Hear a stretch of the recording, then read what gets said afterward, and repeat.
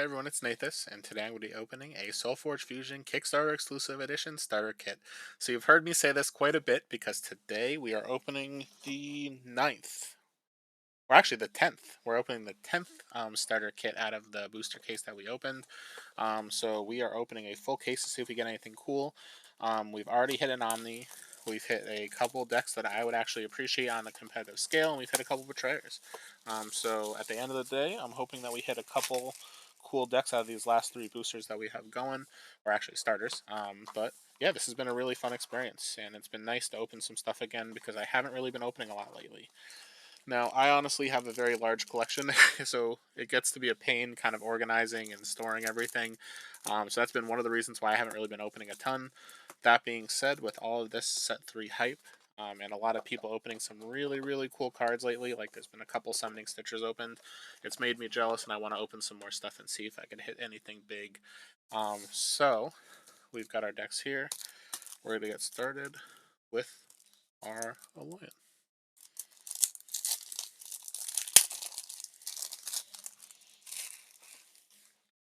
Alright, so we've got an Aegis Knight, Aetherforge Oracle, Armored Sentry, Arrogant Assassin, Camouflage Scavenger, Palladium Simulacrum, Recycling Virtuoso, Steel Eye Researcher, War Machine, and Warmonger Mod. So there is some stealth in this list, but nothing else super crazy to really take advantage of the gizmos and stuff. Although, we do have a Steel Rosetta with Tinker at level 2, Inspire level 3, and Repurpose at level 4.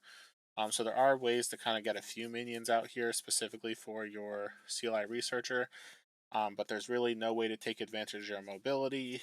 It's just kind of one of those decks that wants to be replacing other creatures, but there aren't really that many creatures that you want to be replacing.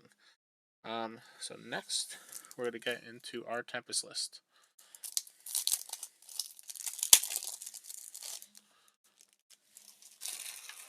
Alright, so we're getting started with an Everflame Aura. Another Omni. This is the second Omni out of this case. That's pretty crazy to have it with an Aura as well. So we got a Freezing Omni, we've got an Ice Storm, an Inflaming Collar, Raging Warstoker, Rhymehorn Charger, Sparking Giant, Thundersoar, Thunderstomper, and a Uranti Heartseeker. This is a fun list. And let's see what our Forgeborn is. We've got a Sunder with Summon the Storm at level 2, a Stimbolt at level 3, and a Gathering Storm at level 4. So actually, it's a pretty solid Sunder as well. But we have the Everflame Aura that raised the Omni, as well as the Ice Storm. We've got the Collar, which buffs your creatures next to it and lets you move your creatures around. We've got Aggressive here, we've got Aggressive here. The Sparking Giant is some nice removal. We got the combo of the Thunderstar and the Thunderstomper, so the Sparking and the Thunderstomper can do damage to your Thunderstar, and your Uranti Heartseeker could really buff the rest of your board as well. So this is a solid list. I don't think there's any card that I'm upset that's in here. Granted, the Raging Warstoker maybe could be replaced with a better card here, but at the end of the day, that's a fun list and one that I definitely want to see if I have a fun pairing for. That's actually crazy. I don't think I've ever had two Omnis in one single case before. It tends to be one every 1 to 2 cases. It tends to be, I think, odds of like 1 in every 20 to 30 boosters that I've seen. So that was definitely a pretty solid hit. Alright, so in Otera we've got an Arrogant Druid, Combat Mantis, I think that's our first Mantis, Blowhive Siren, Hibernating Rex, Lead the Charge, Lysian Rain, Mystical Tangle Sprout, Pax Blessing, Refreshing Slayer, Roaring Feather Fang, and we've got Oros with Shapeshift at level 2, Growth Aura at level 3, and Barkskin at level 4. So this list, unfortunately, if you're going to be trying to take advantage of that Mantis, it's going to have to be with whatever other Forgeborn you use. That being said, it's nice to see we got a little bit of life gain here. There aren't really, I think there's only 2 total dinos for that Rex. That being said, your Arrogant Druid's not horrible, so it makes an Oak Father. We have the Lead, the Charge to ready your Mantis, and we've got the Lysian Rain to make a bunch more minions as well. So it's definitely not the best Utera list you'll ever see, but it's one that I would be happy for in a sealed format.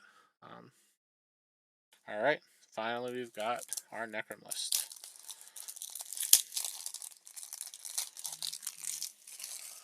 Alright, so we're starting with a Corrupt Patron, Devouring Stitcher, Gassy Renewal, Hematophagic Amoeba, Hibernating Necromancer, Steadfast Slime, Venerable Skeleton, Zeric's Embrace, Zerus Will, and a Zimus.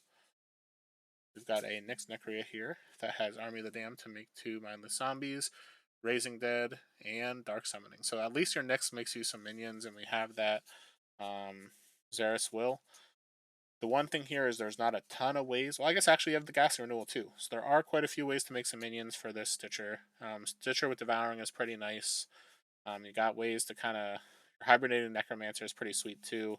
There are a few dead cards like the Steadfast Slime and the Venerable Skeleton. And Corrupt here, there aren't too many beasts.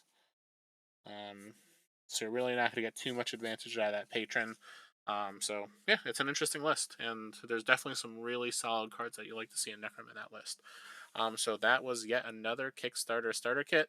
I'm very, very close to the end of this case, so thank you for tuning into this one, and I will see you next time for the next one, our next booster kit opening, or starter kit opening.